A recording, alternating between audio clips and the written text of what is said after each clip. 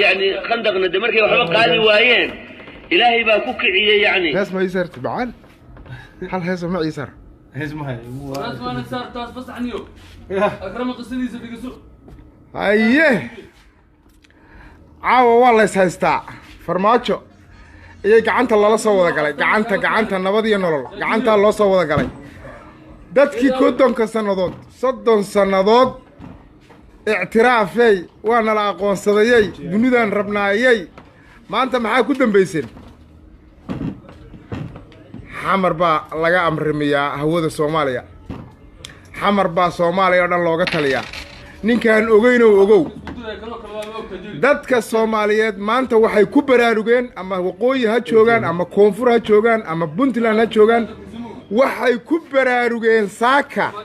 oo shaatiyada loo soo wada furtay saaka in dalka Soomaaliya hal dawlad ka taliso Allahu akbar Allahu akbar Allahu akbar sheekadu way badan tahay warku waa dheer yahay odaygeena dhaka weyna aha borderka Kenya isagoo ka sii boodaya ayuu maanta iska soo dubay video waa baxsad waa askari fakada oo Axmed Madoobe ka fakanaya ummadda Soomaaliyeed odayga yar ha loo gurmado ha lagu soo celiyo dalkiisii iyo dadkiisii Kenya galay odaygaana saaha loola socdo odaygii yaraaye dani aha dhaq hadal waxay isugu soo ururtay inuu magaalada xamar ka dago xamar ma hurto anigu horaan kuugu sheegay daniyow ama Madoobe raac ama xamar raac way dhacday saaka inuu xamar isu diyaariyo oo uu xamar ka soo dago wiilashii harimacad uu lahaa wax harimacad la yiraahdo waa lagu soo barayaa hadda lagu barayaa adeer hadda si fiican lagu barayaa harimacad airportka talow ma joogan talow airportka aadan cadde wiilal harimacada ma joogan baan u maleynayaa inay joogan saldhig boolisna way ku leeyihiin baan filayaa sheergareeya barnaamijka baashu dhiindhiin bay maraysaa way isku soo dhammaatay Axmed Madoobe ka soo haray isagana dhigta laga soo qabanaya isagoo la wada la keenaya sheerta iyo like-ta barnaamijka ku waala gaarsiiya intay danta ugu jirto dawladda Soomaaliya gacantay ku dhigtay meel walbana iyada haysata maanta adduunku wuxuu la tashanayaa oo uu og yahay inay dawlad Soomaaliya ka jirto taas waxaan u sheegayaa dadka 30 sanadood lahaa dawlad baanu nahay kanaanu nahay السلام عليكم دهب الشيخ حسن وابو سلام يا ولد dadkii lahaa 30 sanadood dawlad baanu nahay hargeysi waa gooni Somaliland baa la yiraahdaa way isku soo dhamaatay waxaas dhagaha iyo afka la iska soo xulay diyaaradii maanta lagu amray kama degi kartid magaalada Hargeysa ummadda Soomaaliyeed ha ogaato meel walba ay joogto inay dawladda Soomaaliya ka shaqeyso dalka Soomaaliya oo dhan iyo dunida oo dhan iyadana la aqoonsan yahay dawladda aanu xaq ku dooranay wiilasha aanu u dooranay inay dalka mideeyaan wiilasha aanu u dooranay inay dalka ka dhigaan dal la yaqaan oo horumarsan oo ummadda Soomaaliyeed leedahay oo laga heybeysto way isku dhamaatay wixii yalow iyo yuluq way isku dhamaatay noo yalow ummadda Soomaaliyeed noo yalow qabiil waa dhamaaday Axmed Madoobe ka soo haray wax qabiil daba taagan isagana waxaanu leenahay adeer ka waantow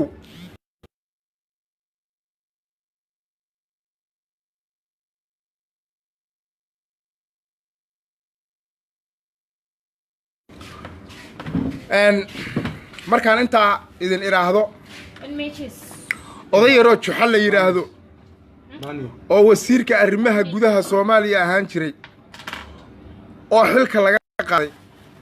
akhriyayna shirweynihii Garowe qarabadii ka soo baxay anigu qodobo uma aqaan qarabay ahaayeen qarabadii ka soo baxay ceeb iyo yaxyax buu kala kulmay wuxuu cadeeyay oo kaliyaata oo ummadda Soomaaliyeed u sheegay wixii xilka looga qaaday wax baaskii xilka looga qaaday ayuu ummadda Soomaaliyeed u sheegay oda juxa waxa leeyahay markii horena xilka lagu dhiibay ummadda Soomaaliyeed way ku qasaartay haddana reer Puntland waxay ku qasaareen qodobada ay ku dhiibeen inaad akhrido ee feeg aha kuwii saxda ah cidiba kuma dhiibinba qodobo ka soo baxay oo qof bini'aadana ama qof caqli leh ama Soomaaliya uu aqrin karayna meeshaas ma jira nin walba waa diiday inuu akhriyo adiga intaad la booday warqadii baad waxaad tiri akhri ummaddu markay kugu orideen galaas biyo baad cabtay ما حشونيست وحي لغوغو عسلي حكمك لغاقا قاضي وساردة arrimaha gudaha Soomaaliya umbaad umada Soomaaliyeed tustay umada Soomaaliyeed wuxuu waxa tustay dhibaatadii umada Soomaaliyeed aad ku haysay aqoon la'aantii aad ku haysay khaladkii laguugu dhiibay wasaaradda arrimaha gudaha Soomaaliya shakhsi noocaasa markii horeba in loo dhiibo wasaaradda arrimaha gudaha Soomaaliya macnaha qalad bay ahayd waa la arkay xilka laga qaaday dad u qalma aqoonteeda leh ayaa loo dhiibay wuxuu isku fashilay markuu inta shirki Garowe shirku sheegi Garowe inta istaagay oo waxaan loo baahnay ka akhriyay meesha runta markaanu isu sheegno wax aliyaala iyo ninkaad arkaysaan ee xukunka laga qaaday waa jaahil waa nimaan ogeyn waa nin aan waxba garan waa nin aan u qalmin wasaaradda loo dhiibay iyo wasaaradda laga qaaday iyo meeshuu taagan yahay iyo meeshuu u socdo umada Soomaaliyeedna aan waxba u tarin kulligood iyagaas wada fashil doona waa wada juxa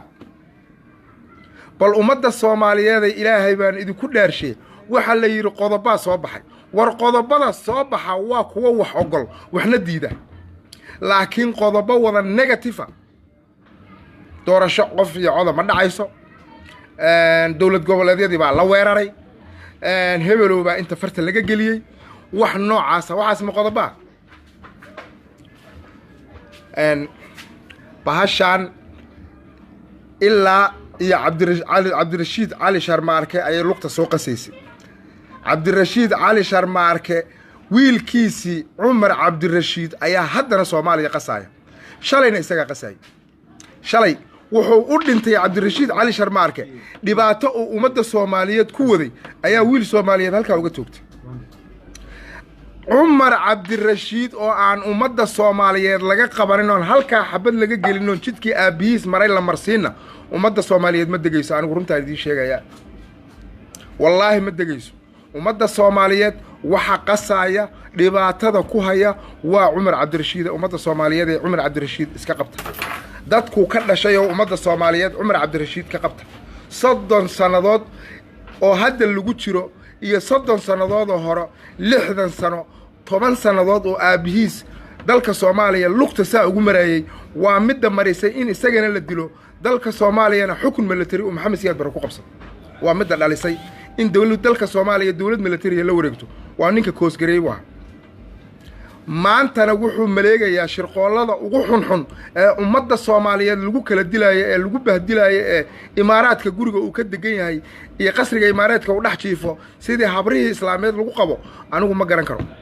laakiin waxaan idin sheegayaa inaad umada Soomaaliyeed ay qabiilna ka weynaataan nacasnimana ka weynaataan doqonnimana ka weynaataan horaa Talyaanigu wuxuu yiri qalaf iyo jalaf waa waxa Soomaaliya qasaynayo inta dhiman dhamaystira qalaf aan jalaf duwa bastard horu yiri labadii baana wali Soomaaliya qasaya ma dhamaan sheekadu waxay dhamaanaysaa maalinta Umar Cabdirashiid halka xabad lagaga dhufto ama jeelka la soo dhigo cadaalada la saaro maalintaas ay dhamaanaysaa ma runtu waxay taagantahay waa taas markaan u soo noqono annaga dadnimadayada iyo dawladnimadayada iyo wax walbo aanu saakanahay 3 sanadood waxaanu ku qanacsanahay oo aanu taageersanahay dawladda nabad iyo nolol oo ay hogaaminayaan Farmaajo iyo Xasan Cali Khayre aad baan u subood gareysanahay umada Soomaaliyeed meel walbo joogtaan waxa la idinka rabaa raggaas dhalinyarada ah inaad garab istaagtaan garab siisaan dalkeenu soo u soo noqdo waad aragteen sharafta iyo haybada uu dalkeenu maanta marayo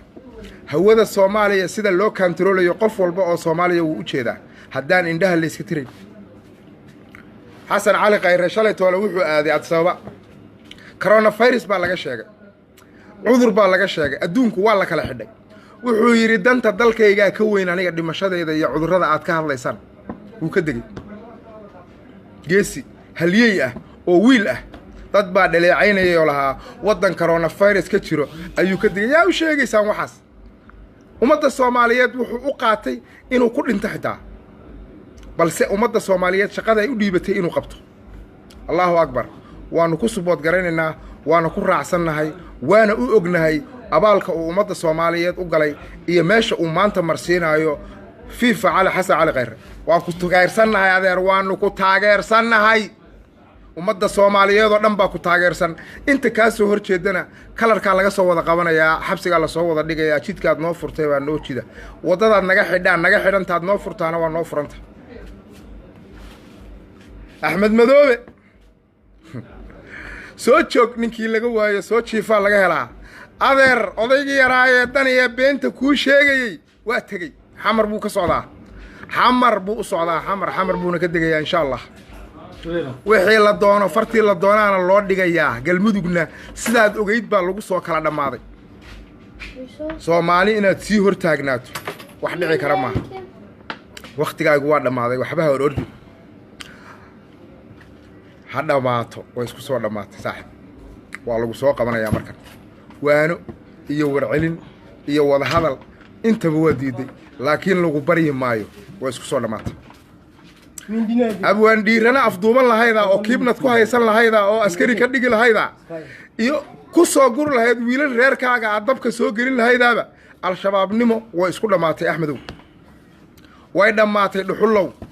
way maratay ninka la yidhaahdo geedanarow nin dambe oo soomaaliya oo ummadda soomaaliyeed intuu hor istaago been laga maqlaayo way isku soo dhammaatay saaxib qabyaalad way soo dhammaatay ina gubeennimnu way soo dhammaatay soomaali midabaa soo hadhay ninkii dood ka qaba farta ha taaga haddaba sheergareeya barnaamijka gaarsiiyana oo guryahooda ugu geeya kuwa soomaali nacaybka iyo istubidnimadu ay ka badatee ummadda soomaaliyeed la hadhay ee la degay 30 sannadoodna hor taagan ninkii qabiil isku halaynayo saaka qabiil way ka dhamaatay ninkii raba inuu qabiil qaran ka dhigo way ka dhamaatay ninkii raba inuu Soomaaliya kala gooyo aday ku taalaay tasho wallaahi naftaada ku go'aysa inaan Soomaaliya kala gooyin ku tashamida arrimaha kale ee xasaasiga ee meesha yaala waxay tahay shirkii Garowe wuxuu noqday isu kaalaya kalana taga shir qabiilaysan baa la qabtay wax qabiilaysan hadda Soomaaliya ka shaqeyn maayaan hal qabiilo meel ku soo ururay ummadda Soomaaliyeed ma matali karo I'm very sorry for that I am very sorry for that okay wuxuu yiri haddana shirweyne qaran oo ummadda Soomaaliyeed la qabanaya oo Garowe lagu qabanaya war Garowe lagama dhamaado miyaayada haddaad iska dhaadhiciseen Garowe is everything for Somalia ma aha waa laga dhamaaday waad fashilantay ummadda Soomaaliyeed ka soo mid noqo ummadda Soomaaliyeed ka soo mid noqo shir dambe iyo nacnac dambe oo Garowe la isugu keenayo oo ummad Soomaaliyeed leedahay ma jiro masiirka ummadda Soomaaliyeed caasimad bay leedahay caasimadaas lagu qabanaya wixii ummadda Soomaaliyeed looga wada hadlayo caasimadaas lagu wada qabanaya ee location ama magaalo uu nin leeyahay oo uu magaalo madax ka dhigtay ummadda Soomaaliyeed uma qaadanto mana loo qaadayo dib dambana way kaaga dhamaatay dhamow hawlaha jira iyo hagardaamooyinkii ummadda Soomaaliyeed lagu haayay wallahi way soo dhamaadeen ummadda Soomaaliyeed way toostay indhaheeday furtay wax walba waa la arkay ninka qabiilka hugsan ee dhiiga ummadda Soomaaliyeed talbeerayay ku daadinayay way isku soo dhamaatay dib dambana laguma kicin karo laguma awr kacsan doono qofkii lagu awr kacsaadana dhaka weynu ku dambeynaya arinta dhaka weyna maanta haysata baa qabsan doonta ninkii isku daya inuu qabyaalad nin wata inuu dabada la galo war maxaa ka hadlaysnaa ilma adeerayaalow ilaahay baan idinku dhaarshay maxaa ka hadlaysnaa dhaka weyne kaaraan buu inta ka soo ordo buu Madiina lagu tagi jiray maantana wuxuu dhex marayaa xuduudda Kenya iyo Soomaaliya inuu marna dhinaca istaago marna dhinacan istaago uu yiraahdo Soomaaliya leh tanna Kenya iskale dhaxdoodaan taaganahay waa meesha dawlad cid iska male uu yiraahdo marna suuqa kada laga saaro oo sidii shilin saa uu la wareego maxalli dagaalba maxalli qabyaaladeedba maxalli macnaha ninkaad qabiil ku taageeraysa hadaba ka fiirso ogow qabiil waxba kuuma taraya waxba habadna 30 sanadood baad qabiil ku haysay 30 sanadood baad qabiil ka wadatay soddon sannadood baad reerkiina u dagaalamaysa maxaad ka keentay waxba kamaad keenin wiilkaaga baa ku dhintay hooyadaa baa ku dhimatay aabbahaa baa ku dhintay cid walbo aad lahayd baa ku dhimatay adigaa ku dhaawaco isbitaal ku jiifa adaa naafo ku ah waxaas way isku soo dhammaadeen qabyaalad way dhammaatay qofka Soomaaliga ee aan ogeyn inay qabyaaladi dhammaatayna waxaad ku ogaataa guusha hawada Soomaaliya laga gaaray maanta Fly Emirates oo laga celiyay airportka Hargeysa loona sheegay inay ciid Soomaaliyeed tahay balse uusan ka degi karin ilaa uu ka helo amar dawladda dhexe Soomaaliya taas waxay ku cadeynaysaa maamul goboleedka Somaliland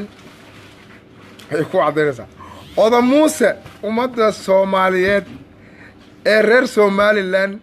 iyo adiga iyo Faysal Cali Waraabe been dambood u sheegtaan wallahi hadday aqli leeyihiin oo ay xigmad leeyihiin reer Somaliland way ka dhamaadeen because 30 years baad ummadan waxaad ku hayseen indhaqabad waxaad ku hayseen dhagaqabad iyayna waxna maqlin waxna arkin sommon cugmun bugcun onion miya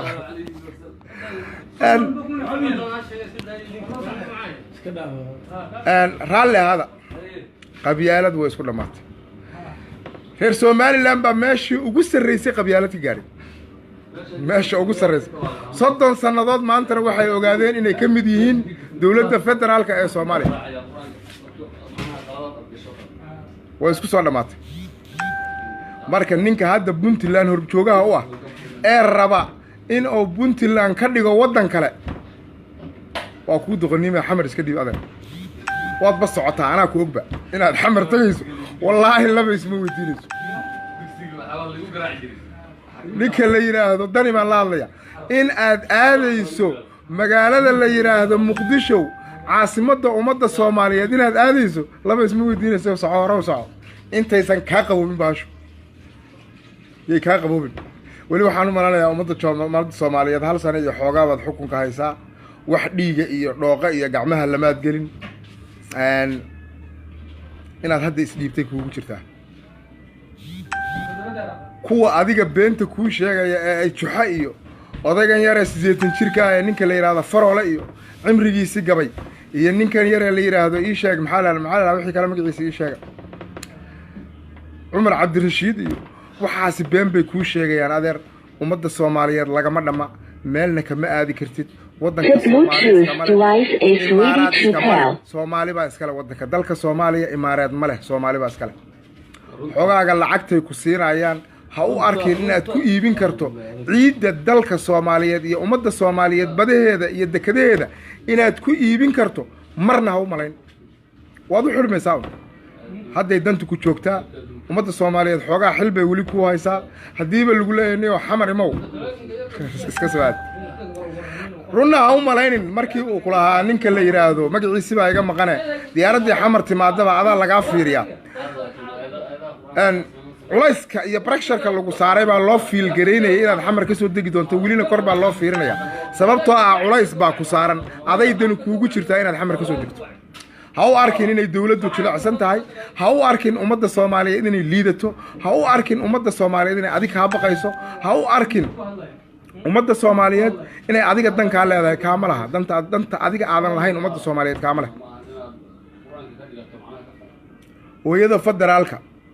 hooyada federaalka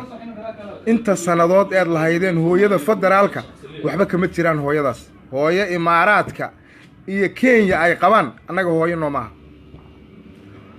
u tag farmaajo ha ku arooso hooyada federaalka markaas aad noo noqon kartaa dawladda federaalka markaad ka mid noqoto oo aad tiraahdo waxaan ahay hooyada federaalka accepted ummadda Soomaaliyeed oo dhan baa ku ogol waa inay ummadda Soomaaliyeed ku aroosto horta oo ku ogaato inaad hooyada federaalka tahay laakiin hadda qaabka aad tahay iyo meesha aad taagan tahay hooyo federaal wallahi kaama soconayso mana jirayso hooyo federaal wax la yiraahdo way isku dhabaatay haddaadan xamar ku noqon maalmaha soo socda bari iyo bari dambe haddaadan xamar ka degin hooyo federaal sheekadeedu way dhamaatay markaas talaabada xigta oo ay ummadda Soomaaliyeed iyo geesiyaasha ummadda Soomaaliyeed u kacay wiilasha yar yar ee Soomaaliya u kacay meeshay kula gaaraan unbaad ka soo xabag fujisanaysaa meeshaasaad xabagta ka soo fujisanaysaa midna ogow waxaad tiri gorgor wax la yidhaahdo ciidamo la yidhaahdaa la sameeyey haddaad soo arkaysaa gorgor ciidamada la yidhaahdo ku soo dhowow airboorka aadan cadda markaad ka soo degayso waxa kow ku soo dhaweynaya ood la kulmayso waa askari harimacada wallaahi inuu warkaasi kaa tago horta maan jeclayn habeenkii aad dhahaysana qalbigan waxaan iska idhi ilaahay ma dhici kartaa inuu xamar ka soo dego wiilasha yarare gorgor uu la kulmo laakiin way dhacday ilaahay wuu aqbalayba xamar baad ka degaysaa wiilasha yaryare gorgor maxaa la yidhahdaa harimacad ayaad la kulmaysaa waad ku qasban tahay ilaa waad ku qasban tahay qof walbaa ku qasban nin walbaa ku qasban sheekh shariifaa runta loogu sheegay xamarniyo soomaaliya runta loogu sheegay macadalla axmed madoobe isagoo horta kismaayo wuu ka dhammaaday wuu ka tegey meesha la yidhaahda kismaayo wuu ka dhoofay diyaarad buu ka raacay ilaa dhobley kismaayo iyo dhobleyna waxay isu jiraan waa wax yar wuxuu awoodi waayey inuu dhulka maro ilaan al-shabaabtii meesha uu ku korinayey oo uu lahaa dhuxushan waxay la qaybsada markuu hawada ka baxay arkeen waa liqayaan wallaahi way liqayaan sidii kaabsalka inuu ka dego dhobley uu diyaarad kaga dego ayay gaartay marka nin walba oo ummadda soomaaliyeed isku daya inuu ka hor yimaado ama hor istaago laga bilaabo xilligan cusub ma kuu shaqaynayso mana soconayso ummadda soomaaliyeeday waad aragteen waxa idiin fiican iyo waxa idiin xun intaba indhahaad ku haysaan maanta waxay maraysaa meesha ugu sarraysay 30 sannadood ummadda soomaaliyeed ay gaarto ayaynu maraynaa wuxuu ilaahay inoo soo diray oo ilaahay ina siiyey wiilal dhalinyaro ah oo alle iyo rasuul yaqaana soomaalinimada yaqaana jecel dalkooga iyo dadkooda waa in aynu dalkeenna iyo dadkeenna jeclaannaa qof walba oo soomaaliya meeshuu joogaba inuu ka suboodgareeyo af iyo adinba uu ku taageero af iyo adin inaad ku taageertaan isku daya dhallinyarada 30 jirka ah maanta 30 jirka ah waxaad isku daydaan in aad dalkiina iyo dadkiina aad difaacdaan inaad dalkiina iyo dadkiina horumarisaan in aad dalkiina iyo dadkiina gaarsiisaan meesha adduunku gaaray inaad qori oday qabqabla ah oo kaaba qabiila oo warlorda inaad qori u qaadaan oo u dhimataan waa idin doqonnimo ku dhinta soomaalinimada intaad qabiil u dhiman lahayd war soomaalinimada ku dhimo intaad nacasnimo u dhiman lahayd adoo liita aad dhiman lahayd adoo magac iyo maamuus iyo sharaf ka tegaya dhimo qoriga qaado la dagaalan midka doqonka ah ku dhimo adoo hiiro ah dhimo oo magac leh oo lagu og yahay laakiin markaad qabiil u dhimato dee cid ku duugaysa ma laha haddaa ku cuniba sidii hore u dhacaysa haddaa ku cuni cid ku duugaysa ma laha waa lagaa soo ortixtaa laakiin haddaad soomaalinimo u dhimato dee taallooyinka xamar ku dhisan raggii loo dhisayba macnaha magac bay keensadeen adoo kale ahay kaama xiniyo badnayn kaama dhalasho badnayn kaama xoog badnayn ducana waa lagugu dari shahiidna waad noqon laakiin markaad isqarxiso oo oday yaroo uu kuu sheego macnaha aan dan kaa lahayn inaad isqarxiso uu kuu sheego ama aad ummadda soomaaliyeed layso uu kuu sheego adduun iyo aakhiraba waad seegteen dhallinyarada soomaaliyeed ee ka digtoonaada ka dhammaada sheergareeya barnaamijka gaarsiiya oo guryahooda ugu geeya axmed madoobe iyo dani waxaanu xamar ku soo dhawaynaynaa mister dani oon leenahay soo dhawow adeer soo dhawow weli xil baa lagu hayaa meesha axmed madoobe uu gaaray maad gaarin weli dhiigga iyo uuska gacmaha lamaad gelin laakiin waxaad ku dhowdahay ee uu axmed madoobe rabay inuu ku geliyo uuska inaad u dhaadhacdo caloosha uuska inaad u dhaadhacdo laakiin waad xoogaa waxaad moodaa inaad ka dhalatay dad soomaalinimada jecel dad jecel inay soomaaliya mid noqoto ayaad ka dhalatay alxamdulilah dhataas dal rajo ka qaba ama mustaqbalkoodu uu yahay soomaaliya mida ayaad ka dhalatay daniyow ee wallaahi oo bilaahi oo tallaahi inaan lagaa aqbaleenba shahaado seeg ha noqonine shahaado seeg ha noqon xamar ka deg u tag ninka la yidhaahdo farmaajo sooridha madaxweyne ummadda soomaaliyeedna wax la qabso ummadda soomaaliyeed la dadaal haddaad middaa yeeli weydo ood maalmaha soo socda xamar ka degi weydo uustaad faraha kula jirtaa ogow ummaddan soomaaliyeedna kaaga tagan maayaan dadweynaha reer puntland waxaan ku ammaanayaa boqolkiiba boqol aan ku alaamay reer garowe reer boosaas waxaan ku ammaanayaa sida sharafta leh raganimada leh ee ay uga dhiidhiyeen shirkii lagu qabtay garowe allah ya ciise wallaahi way ka dhiidhiyeen wallaahi way diideen wallaahi waxay yidhaahdaan waxba kama jiraan wallaahi waxay yidhaahdeen ma aha meeshay soomaaliyi ka filaysay waxay yidhaahdeen ma aha tani tii soomaalinimada waa mid imaaraad iyo kenya ay wadato allah ya ciise reer puntland waanu idinku ogeyn waan idinku ogaa waan idin jecelnahay waanu idinla soconnaa meesha ay soomaalinimadu idinka joogto ilaa haddana aad xigmad iyo sharaf aad u haysaan inay madaxdiinnu wax noqdaan aad rabtaan waad ku dadaasheen wuxuu yidhi maxaan kula dadaalaa dalmarow maxaan kula dadaalaa dantaadaa ku ciishay maxaan kula dadaalaa dalmarow dantaadaa ku ciishay daniyow reer puntland wallaahi way kula dadaaleen laakiin waxaad ku dhowdahay inay ku yidhaahdaan maxaan kula dadaalaa dantaadaa ku ciishay nimankan beenta kuu sheegaya ee hallaasiga kuu dhigaaya ee raba inay kuu isticmaalaan ama dadweynaha puntland ay u isticmaalaan inay qarannimada iyo midnimada soomaaliya ku wiiqaan waxba ha ka qorinin waa ila talo waa iga talo waan kula talinaya waxaana kuula talinayaa waxaad ka soo jeedaa dad jecel soomaalinimada dad jecel horumarka soomaaliya dad jecel inay soomaaliya mid noqoto dad jecel inay dowlad soomaaliyeed dhalato reer puntland anigoo aan kala reebin waan idiin hambalyaynayaa waxaana idin leeyahay aad iyo aad ayay ummadda soomaaliyeed go'aanka adag ee raganimada leh ee ageesinimada leh ee aad ka qaadateen wixii garowe lagu soo dhoodhoobay ee ummadda soomaaliyeed lugaha looga jarayay inaad diidaan aad iyo aad baad ugu mahadsantihiin taariikhdaana idin xusi doonta insha allahu tacaalaa abaalkaasna ummadda soomaaliyeed waa mid idinkaga guntan oo la idin hayo mid idiin guntan oo ummadda soomaaliyeed meel walbo ay joogto dalka ha joogto dibadda ha joogto idiin guntan abaal meel ka soo bax leh ayay ummadda soomaaliyeed idinkaga haysaa waana ku mahadsantihiin reer jubbaland inta yaree axmed madoobe marada u luxluxaysay waxaan idin dhihi lahaa iska dhiga waxaan idin dhihi lahaa iska wareejiya waxaan idin dhihi lahaa ka hor leexda war xilligii wordlordku wuu dhammaaday xilligii al-shabaab wuu dhammaaday xilligii ummadda soomaaliyeed jahligu wuu ka dhammaaday horumar aqoon iyo qalin ayaa ummadda soomaaliyeed ku socotaa ninkii ka hadhana soomaali ma ahane kenya horaha u raaco loogana haran maayo lagaagana tegi maayo sheergareeya barnaamijka intiina hadda ku taagan insha allahu tacaalaa waxaan rabnaa inaannu baraarujinno ama aannu wax u sheegno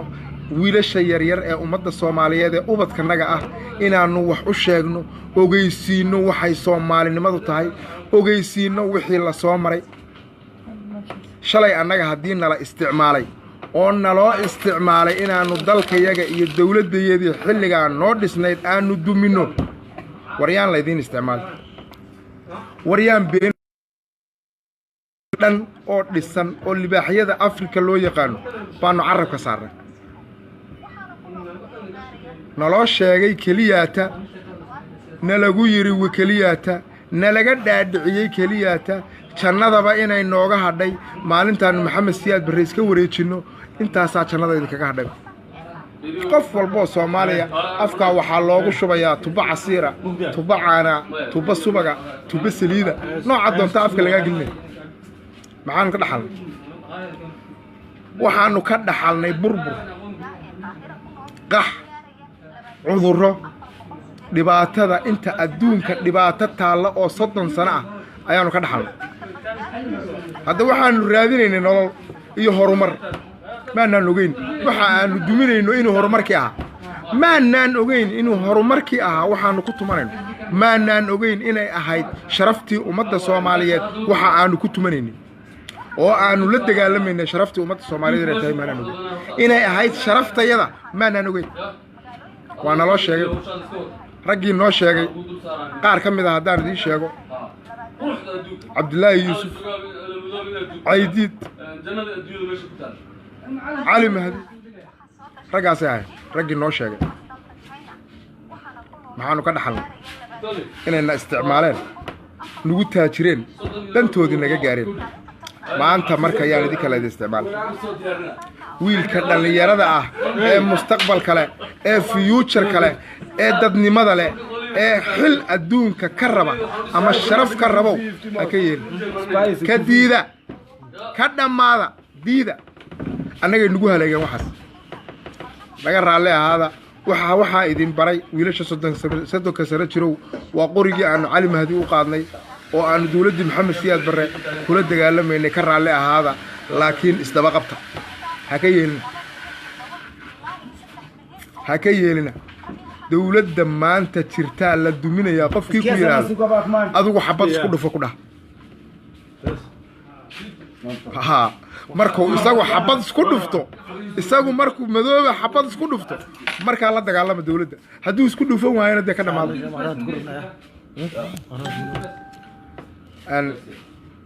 kulligiin aad baad u mahadsantihiin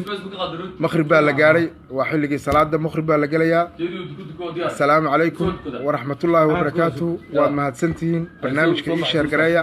dib baynu isu lahaan doonaa waanu sheekaysan doonaa dib baynu isu arki doonaa waa xilligii salaada maqrib waanu tukanaynaa insha allahu tacaala assalaamu calaykum waraxmatullaahi wabarakaatuh